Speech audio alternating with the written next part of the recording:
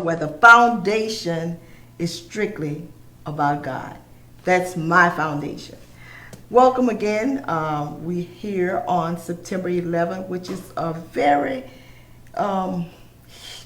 important day of our history. We experienced some tragic things on September 11th, 2011.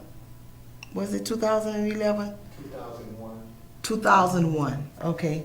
I know it was 11 is significant, but I just want to say that my heart goes out to the families that lost a loved one during that time, and may God bless each and every one of you.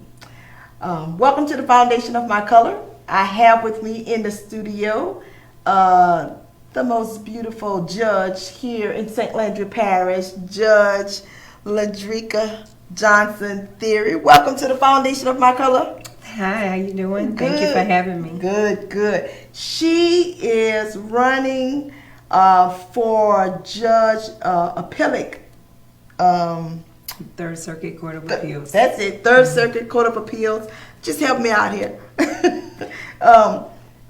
We want to welcome her to the Foundation of My Color and just hear a little bit about what she is doing in the community, what is going on with her, and just let everyone know about, I call it the beautiful judge, Judge Ledricka. All right. Thank you, Rachel. Well, first, I am a sitting district court judge in St. Ledricka Parish. I was very honored and I'm still humble to be able to be in a position to serve as the first female district court judge for the 27th JDC. My division is Division C, but I also preside over Family Preservation Court, which is one of our other specialty courts. And what we do there, we monitor that there's resources set up to try and facilitate either regaining custody of the children due to some maybe substance abuse issues of one of the parents, or either giving them a plan so that they can, even if their children are currently with them, to maintain a life of living of sober and being able to hopefully in the future be productive. And they even assist with job training, skill development, as well as group therapy to hopefully help them maintain a life of sobriety and be able to be good parents to their children. Oh, that's good. That's good. Well, tell us about you. Tell us about you. I want to know. Everybody want to know about you. We know what you're running for. We know all the good things that you do. If they don't know, we're going to bring that up as well. But I want them to know about you personally. Well, currently I am about to celebrate a birthday in 2 weeks. So I'll be 44 years old, but I'm 43 years old. I was born and raised in the northern part of St. Ledricka Parish, which is in LeBeau, small town LeBeau. But I was very fortunate, I believe. I owe a lot to being raised in a small community. That is probably the first place, besides with your parents and home, where you learn to appreciate everyone in a community. Everyone has something that they can contribute, and you can certainly find good in someone. And so we are very respectful of different personalities, and I think those are some of the character traits that helped to develop me into the judge that I am now. But I graduated from North Central High School in 1996. Well, something I might add, that my last year of high school was probably a life-changing event for me. Around that same time, I almost lost my life. I was on Highway 71, which is the common state highway in LeBeau, and it was an after-school day, and I was in my driveway, unknown to me, and I have no recollection of it, but a guy driving a military bus came off of the highway, and just the timing of him coming off the highway, he hit me on the shoulder of the highway. And so I have no memory of it. I have to rely on what others said. But several people that found me or assisted when the incident occurred said that I continued to say on the ground, "Tell God I don't want to die." And certainly I have no memory of it, but I have to believe if they said that was what happened. And for me, I can't even tell you what happened that week or for the next few weeks. I think I was probably unconscious for a couple of weeks before I woke up and was told why I was in the hospital. And at that time, I know I was still in ICU for a couple of weeks. And I spent almost 2 months in the hospital, and we had maybe a good year of recovery. I was actually homeschooled for the majority of that school year. And what I thought was going to be the injuries that I sustained at that time, I thought would have been a permanent situation. But it certainly, during that time, I continued to have faith in God. It strengthened my spirituality, certainly. And I just continued to stay in prayer. And I will tell you, in about a year and a half, I was back walking straight. All of the things that we thought we would have to do additional surgeries for cosmetic purposes, those things disappeared. I was supposed to get my nose rebroken and get some things restructured in my face. And even though I still have some issues there, the way it healed, you're not even able to see where there are some bone areas that are not corrected. But I said all that to say, I think for me that was an inspiring moment. And I was so grateful that God had spared my life.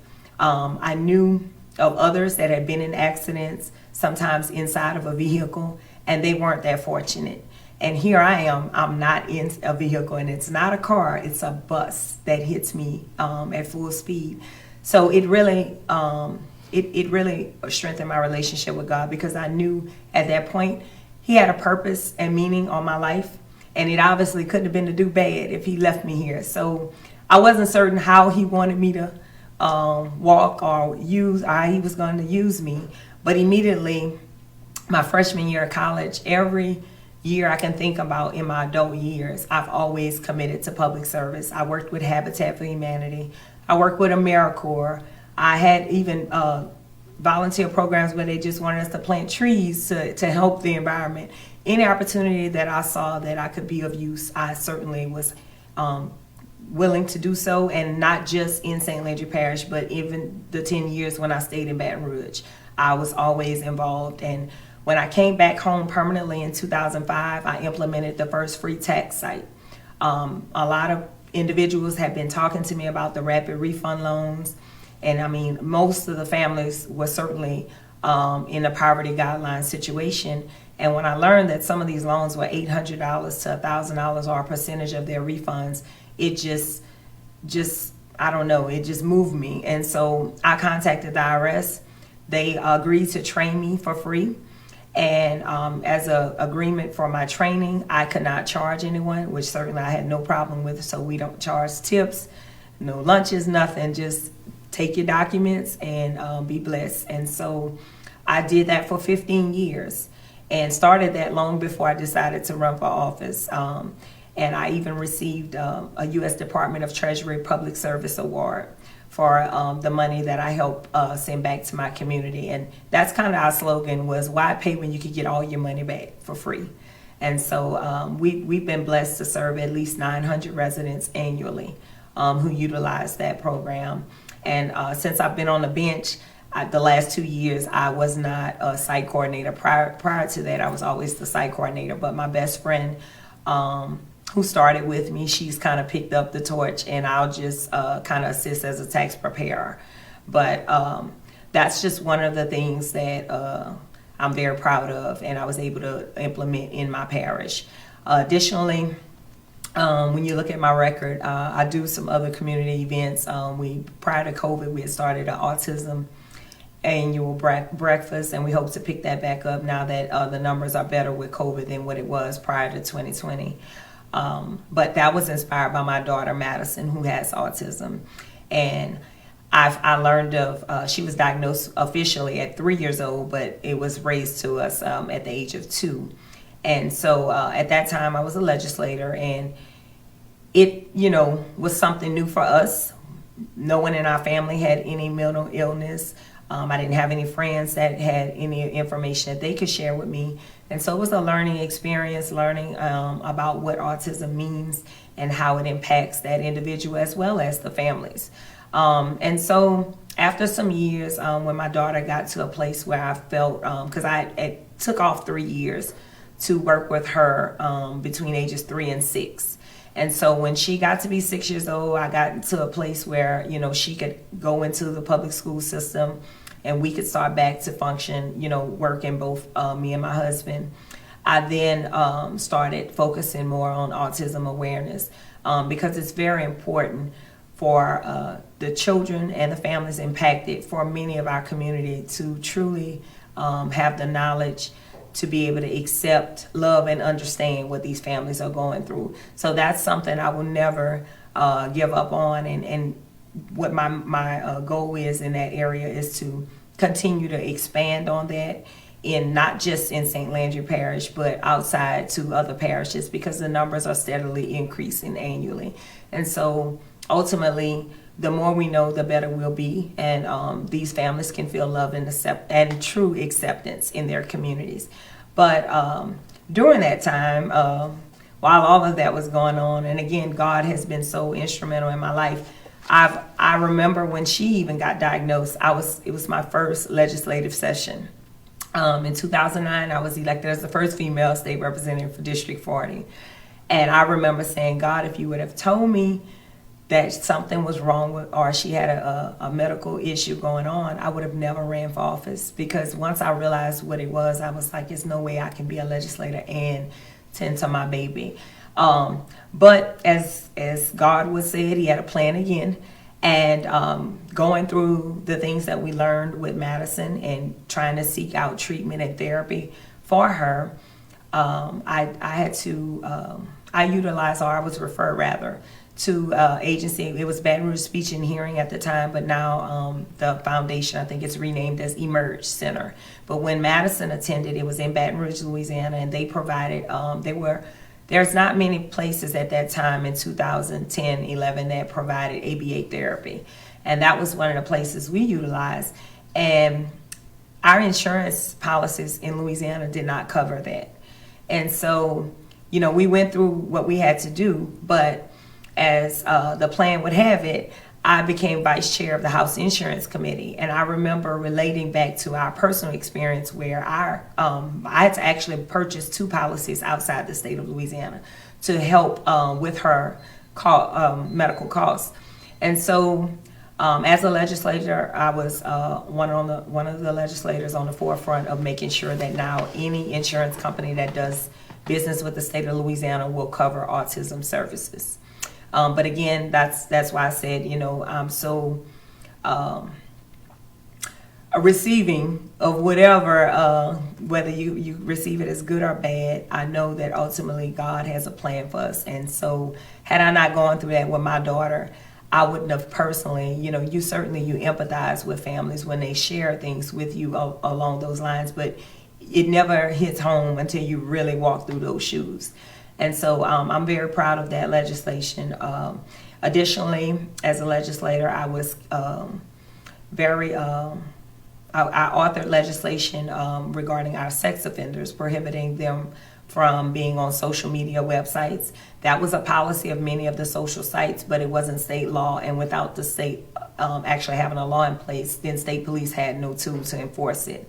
I learned that we had approximately 600 registered sex offenders on those social sites using their own name and not alias names. And so I was actually interviewed on CNN for that legislation. We were successful with that legislation being created. I think since I implemented it, it's been somewhat amended, but still the same policy is in place. And I'm proud of that. Also, I co-authored the Kelsey Smith law, which was also inspired by a story in St. Landry Parish.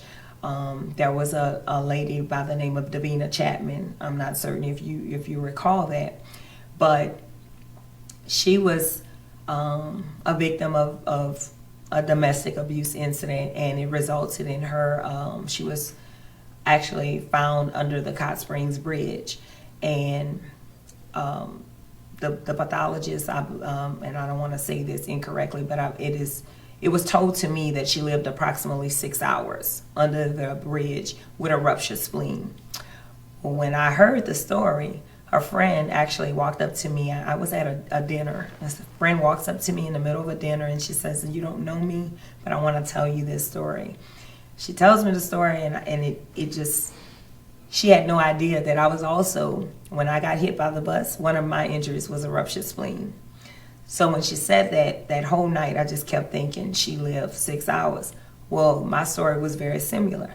I arrived at the hospital that afternoon, but I slept overnight in the hospital, and they had no idea that I had a ruptured spleen. And I remember the medical records for me indicating that I actually made it through the night. They learned of it the next day that I was still bleeding internally, and I received a blood transfusion. And I'm sitting here today to talk to you. So when she told me that story, it was like, okay, this can't be happening again, God. But yes, but what it did, it inspired me to look for tools again for our law enforcement to be able to, in another situation similar to Davina's, law enforcement would have the ability to ping the cell phone without having to wait for or to secure a search warrant.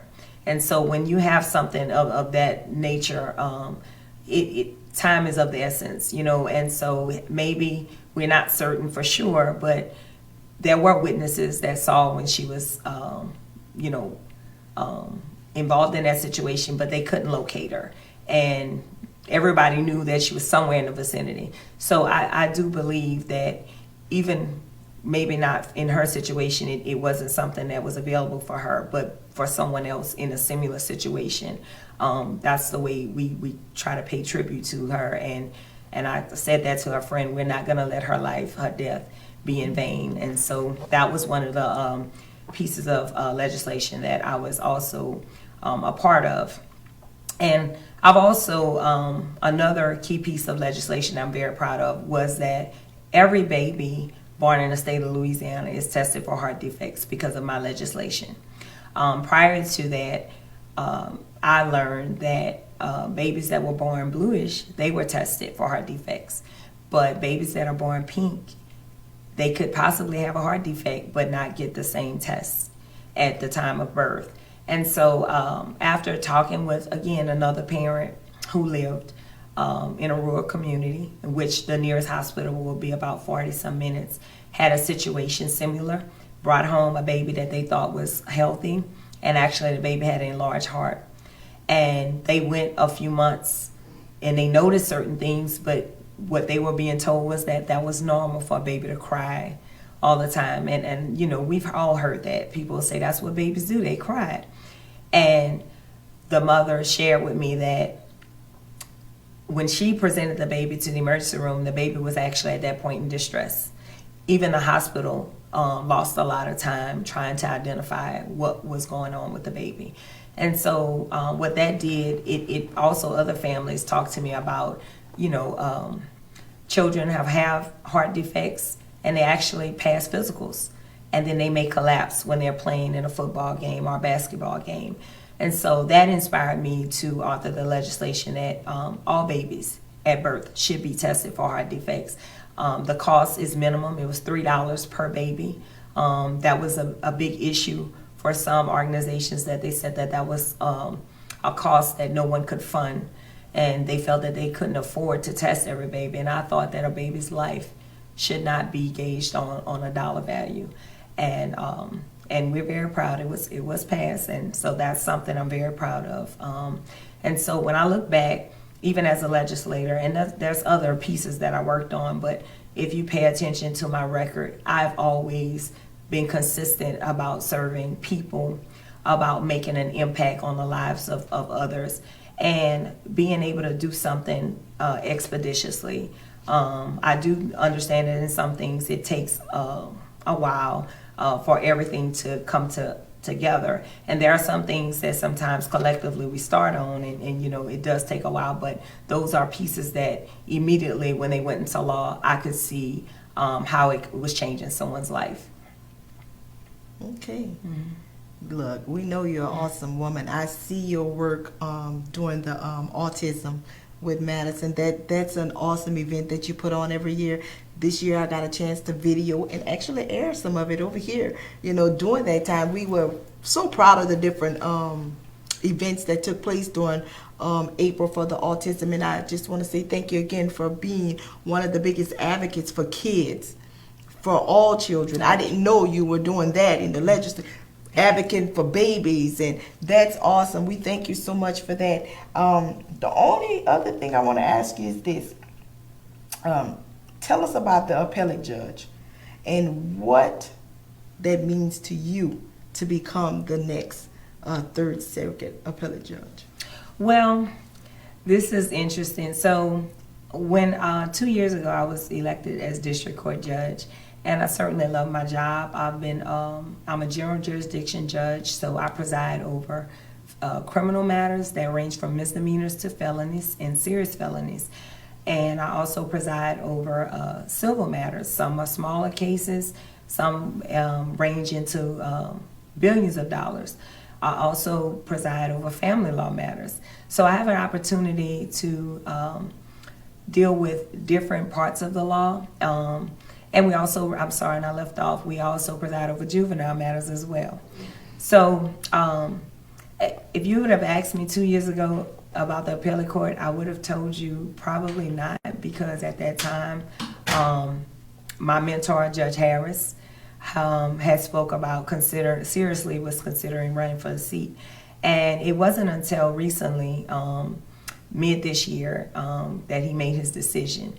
And so at that time, then when I weighed some things and I prayed about it, talked to my family, I looked at the appellate court, and certainly when I look at even my record as a district court judge, I've had a lot of cases that have been reviewed by the higher court, and we are proud of the record that we have with them in regard to them affirming some of the decisions that I've had to preside over. And when I look at the work that I do now, it would actually put me in a position to focus more on the law. Kind of as a district court judge, we balance administrative, and you do a lot of preparation after hours that people don't see. But I think for me right now, as an appellate court judge, I would have the opportunity to be there 30 years, 3 terms. Mm-hmm. And, when I look at the opportunity now, it presented itself where I could run without having to give up the district court seat. I certainly, looked at it and said, I think I would make a fine judge. I like to, even as a judge, I like to render my decisions expeditiously. I give very detailed reasons in my explanations, so that even the person who is successful or the person that's not so successful can at least understand that I paid attention to both sides, listened to both of their positions, and applied the law accordingly. And so I think at this time, this is the right time for me to go to a higher court. But also, I want my communities to understand that they're not losing me. Going to the appellate court doesn't mean that you won't see me. My intent is to still keep my appellate court office, if I'm elected, in St. Ledger Parish. And certainly we would have more parishes that, we have cases that we preside over. But St. Ledger Parish is still home. And so to my St. Ledger Parish residents that have continuously asked me over and over, we're not going to see you. You're not losing me. You're actually, I'm going to still be available, but I'm just going to a higher court. So what areas are you going to be serving? So it's a Third Circuit Court of Appeals. I would be, the district that I'm running for is actually represented now by Judge Sylvia Cooks. This particular district has only been ran in one time, and that was about 30 years ago. So the voters for this district come from St. Landry Parish, St. Martin Parish, Lafayette Parish, and New Iberia. Okay. But once elected, we preside over the Third Circuit. Okay. So why is this seat important to you and the community? Well, for me, it's about the judiciary. I love the law. I love what I do. I've had the opportunity to be a lawmaker and implement laws, and now I'm in a position as a judge to actually apply the law according to the facts that's presented to me. This is something that I view more as not necessarily important to me, but more as just another opportunity to be a public servant for my community and the neighboring communities. I think my experiences, as I've explained to you, in life experiences, give me an opportunity to look through a very diverse lens. What I didn't share with you previously, throughout all of the things that I talked to you about, whether it was public service or my role as a state representative, I've also been a small business owner of several small businesses in the past 20 years, in addition to maintaining a law office and a law practice. So when I look at all of those experiences, I think as a judge, I bring a very diverse group of a diverse set of experiences to the bench. And it gives me, I think, an edge. Certainly, I would hope that all judges are fair and impartial, but I know for me, I'm able to always try to exemplify being a fair judge. I treat everybody with integrity and dignity in my courtroom, but certainly having content knowledge about diverse things helps you to be a better judge. It helps you to in your preparation and be able to understand both parties when they're presenting matters. So I think I'm the right fit. I think I have a good judicial temperament for a judge, and certainly I think that it would give me an opportunity to serve the public for at least 3 terms. So my plan would be 30 years. And so I think that this is more of protecting the judiciary, putting good people in place to do that, and I think it's going to still keep me doing what I normally do, and that's be a public servant for the people. Yes, I believe so. You are a great public servant for the people. I must agree totally with you. I watch you in your courtroom on several occasions, just rendering decisions and doing things fairly. I can honestly say that, fairly. So I wish you well. Thank you. I wish you all the best. Thank you. And I know you would do well at it. I wish you the best. Thank you. The only other thing is, we talked about all that, and we kind of touched on Madison, but you have more kids. So tell us a little bit about your family and your parents, and you talked about, growing up in LeBeau and everything. Just let them know a little bit about, just a little detail more about your personal life. All right, so I am blessed. Again, I have both of my parents. My dad is Patrick Johnson, my mom is Jessie Johnson, and they're both 84 years old. Yes, I'm a product of a 40-year-old couple. So that gives me, again, that was my foundation for a lot of the morals and values that I have now. I'm often called, among some of my younger peers, they call me mommy or auntie. But I'm proud of, like I said, I'm proud of those values. I grew up, again, in LeBeau.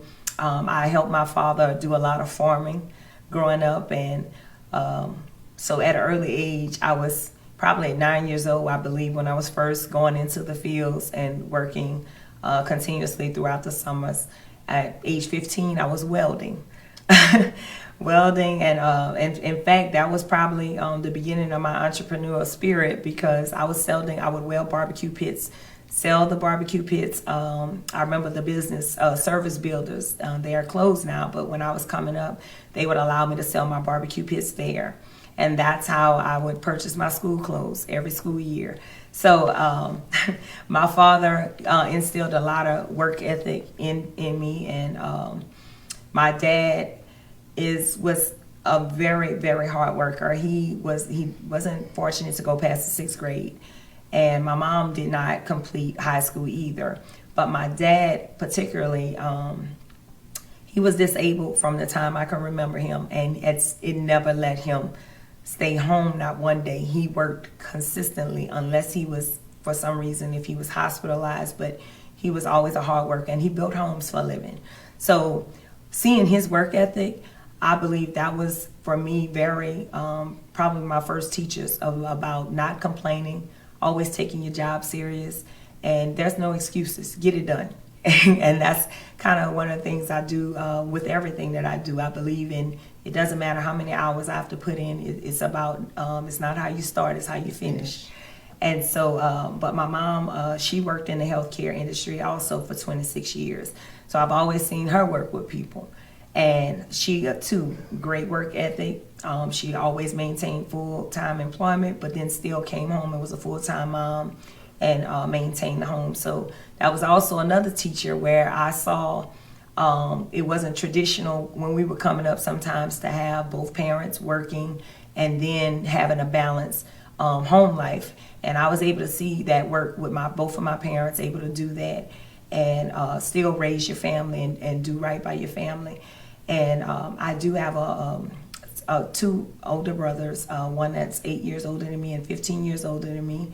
One lives in Baton Rouge. His name is Charles, but he's also a teacher. And then I have another brother. His name is Patrick, and he's an engineer.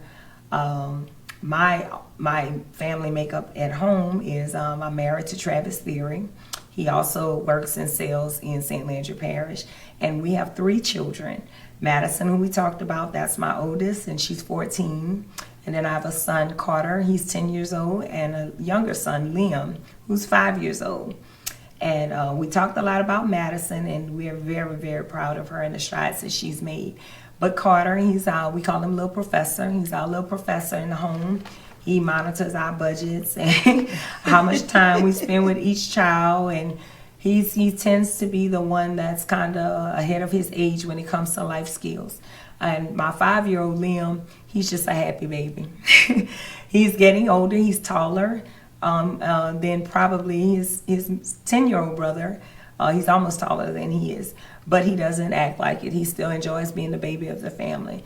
So all 3 of my kids are very different, but they keep me very intrigued. And people often tell us, I don't know why y'all don't have a TV show. I just love to see you all when y'all interact with each other. Mm-hmm. But we don't have cameras rolling. But we do have a lot of laughs. And I'm even though I talk to you about work and community service, my first priority is my family. And I'm very, very, very proud. And I tell people now when they talk to me about things that they think I'm going to do in the future, and I say, look, my goal right now is to be a good mama, but a great grandmother. Yes. I want to be a better grandmother than mom. So those are the things. Family is very important to me. And so those are the things, even the things that we do, even when you feel tired and you have nothing else left to give, it's family and that makes you understand your true responsibility and how we have to keep pushing forward, because right. Everybody has family. Everybody has some children that they're worried about their future and protecting their future. And so that's why I stated earlier, no matter what capacity I serve in, I'm going to always feel like I have a personal responsibility to our youth. Yes. You mentioned your parents. You say they're in their 80s. 84. And still functioning, doing everything. And I know we talked earlier, you had an aunt that you told me about. I just want to say this to you. You are an excellent public servant.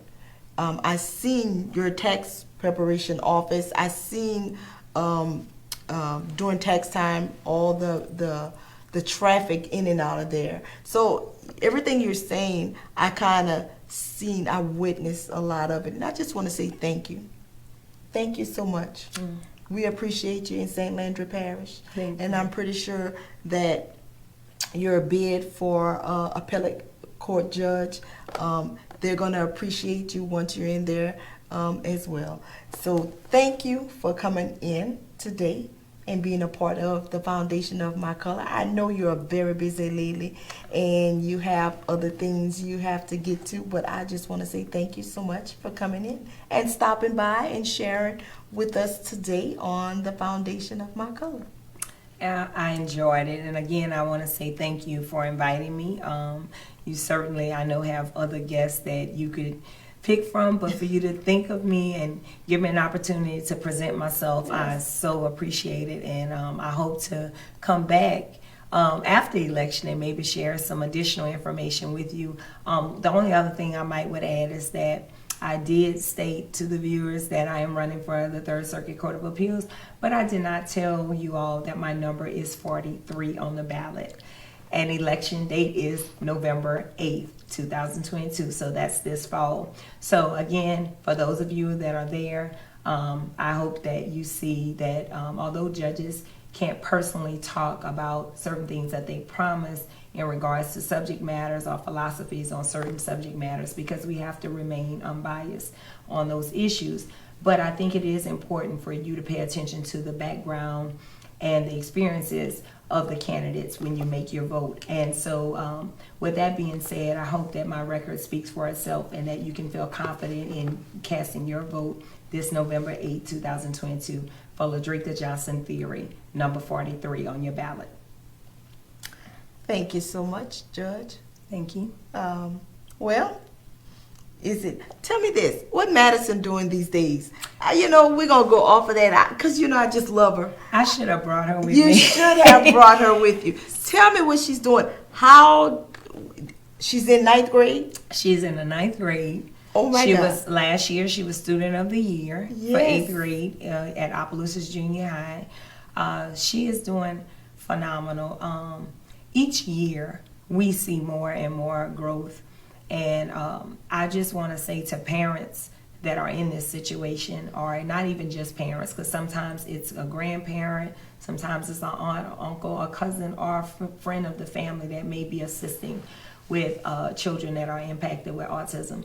But don't let professionals define where your child will remain. When she was diagnosed, they told me she would never love us. She would never understand certain things.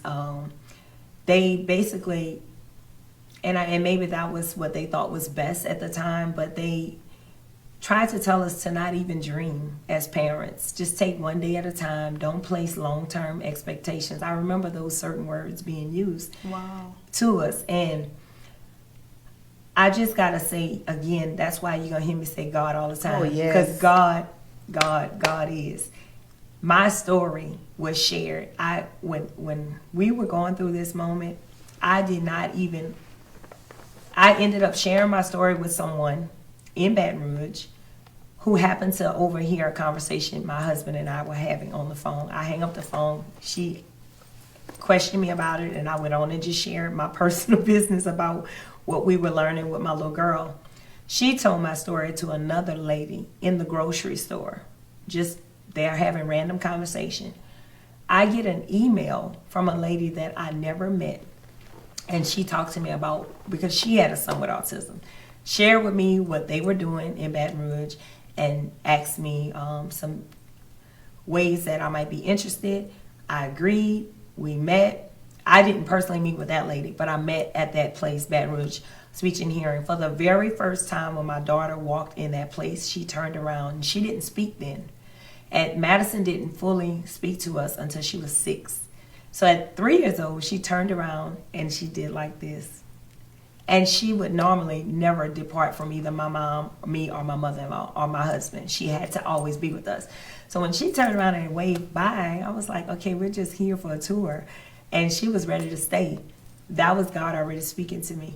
And so, lo and behold, she started off, they would only do 2 days, and slowly they increased her to 5 days, and she was able to stay until age 6.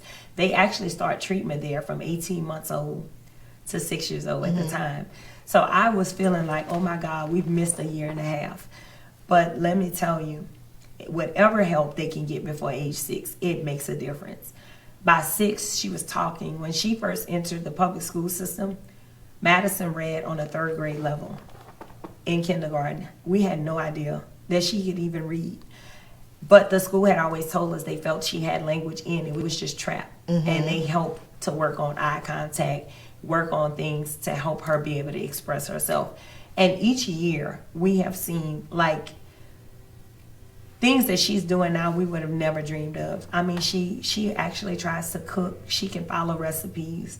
She washes clothes. She irons. I mean, she sets 2 alarms. 5 a.m. she's up every day. Homework has to be done and completed before she goes to bed. I mean, she's just so responsible, so organized. And guess what? The biggest of all, she loves everybody. She does. She's a hugger. They told us they don't like to hug. She's a hugger. She tells you several times a day how much she loves you. She sees so much good in everyone. Even somebody that she might overhear on the news, something bad, she will still say, well, something must have happened, because they can't be bad just because, Mama, something happened. She's such a forgiving spirit. I have learned so much from her as an adult, because I tell her all the time, I said, baby, you were never meant to fit in. You were born to stand out. And the things that she gets at 14, there's so many adults that don't get it. And for her, she holds no grudges. And she's so forgiving. And I tell her all the time, I got to learn to model what you do. If you just apologize, she said, it's okay. I forgive you. And she's over it. She moves on. And she will still hug you and say, I love you immediately.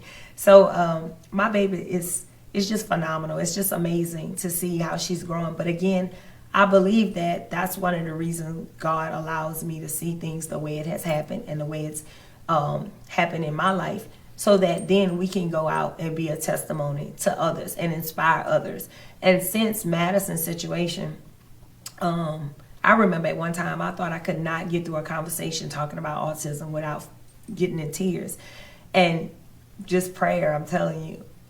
When she officially got diagnosed at 3 years old, I was like, well, we going to lunch. I mean, I couldn't even cry anymore. I cried so much before that. And I remember just praying one day saying, God, just give me peace of mind. I just want to have strength so she can have, I can't help her. As long as I'm feeling sorry, I can't give her the help she needs. Right. I need the strength and I need peace of mind so that I can give her 110. And from that point, we move forward. And look, I meet families all the time, and I'll see them where my baby was. And when I see that baby, I say, look, have no fear. You get to work.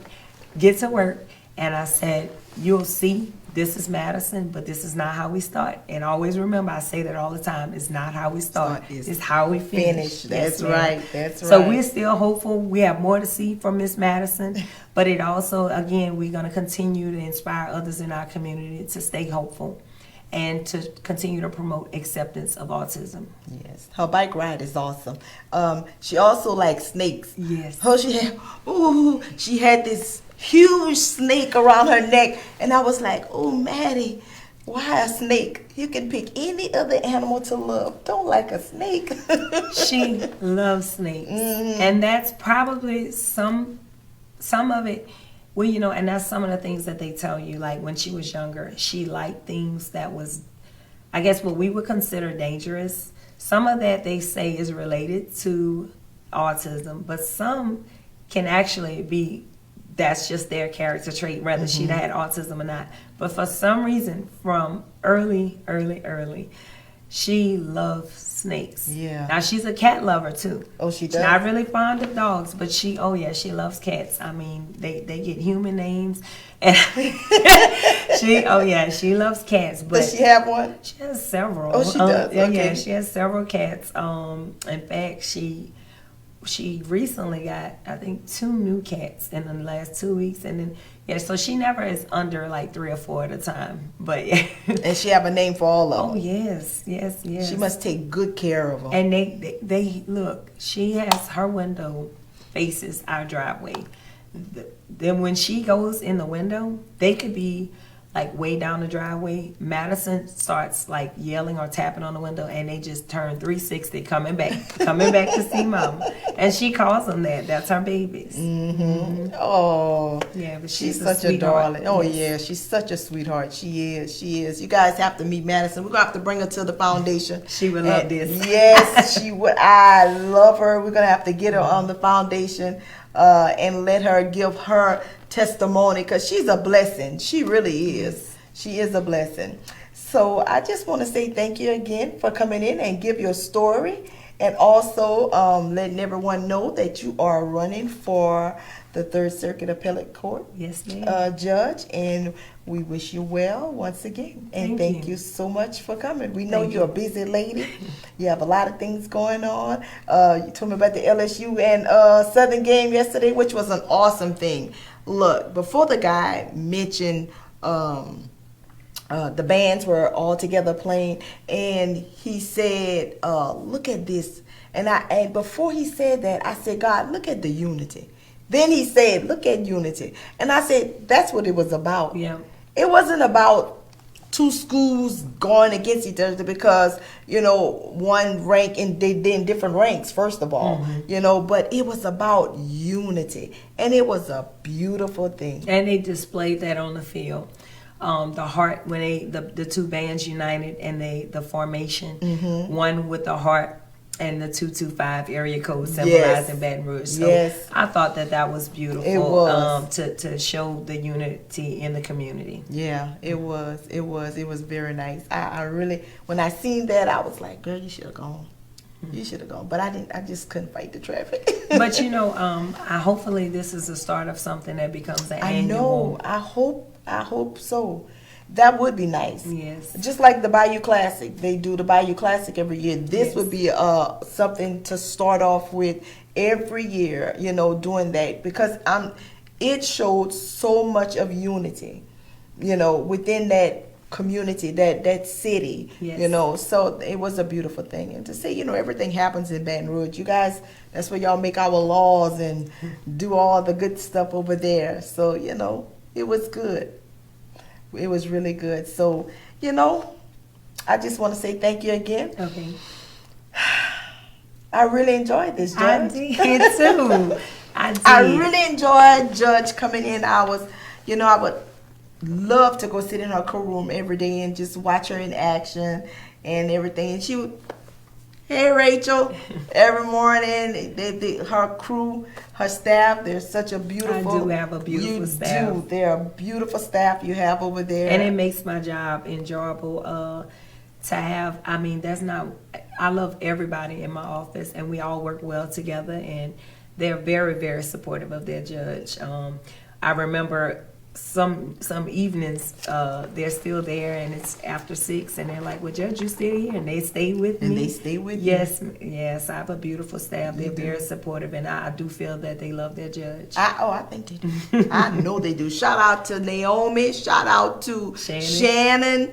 And my new law clerk, Jeremy Jason. Yes. Shout out to each and every one of you guys. Thank y'all so much for having me. And we also have our support staff from the clerk's office, Jania. That's right, Jania. Big my shout out clerk. to Jania. Yeah. Yes. Jania had been working with Judge Harris, huh? Yeah, she was assigned to Division C. So they technically, she's employed by the clerk's office, but she's assigned to our division. So I still call her the Division C family. Yeah. Well, thank you guys so much for having the judge back. Once again, I thank you, my beautiful judge, as I like to call her. Mm-hmm. She came in one day, you guys. I got 2 minutes, and I'll just tell you a story. She walked up to me. She was having an event at the Delta Grand, and she said, "You sure got a beautiful spirit." And I said, "Really?" She said, "Yeah, you just go and you're just doing it. But I just wanted to tell you that you have a beautiful spirit." I said, "Well, thank you so much." And after that, I call her the beautiful judge. And you pray with me. Oh yeah, and I'm gonna pray with you.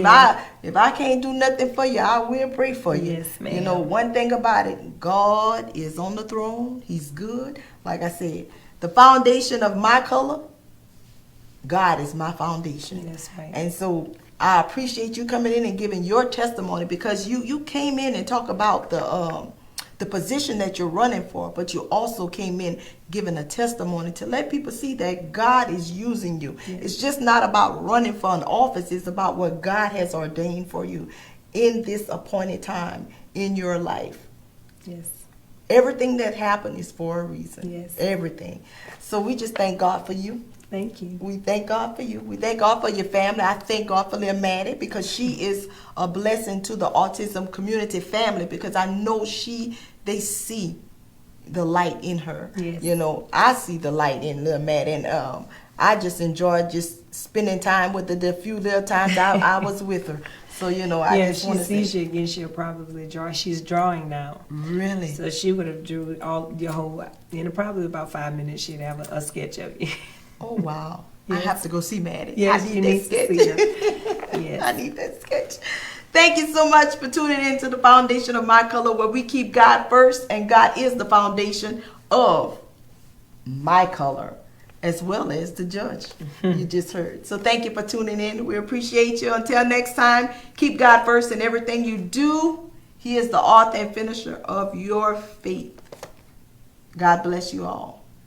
God bless you.